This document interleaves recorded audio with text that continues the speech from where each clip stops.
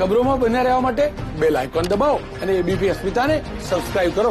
IIT ગાંધીનગરમાં એબીવીપીના કાર્યકર્તાઓએ હોબાળો મચાવ્યો.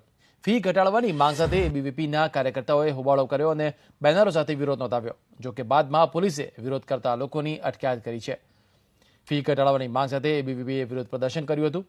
આઈઆઈટી ગાંધીનગર ખાતેના દ્રશ્યો જ્યાં એબીવીપીના કાર્યકર્તાઓ જે છે તે વિરોધ કરવા માટે પહોંચી ગયા હતા. અમારા સંવાદદાતા જોડાયા છે. વિપુલ, અત્યારે શું પરિસ્થિતિ છે અને વિરોધને લઈને અત્યારે કેવો આક્રોશ જોવા મળી રહ્યો છે એબીવીપીમાં?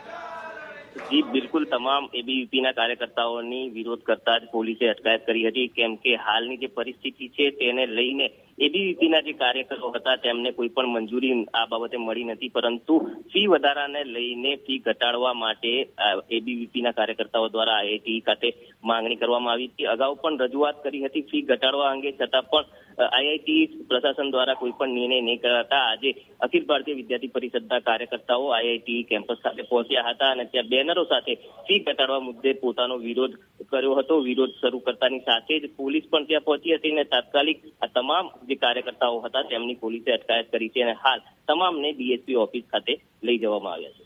આભાર વિપુલ, સમગ્ર મુદ્દે અપડેટ હોવા બદલ.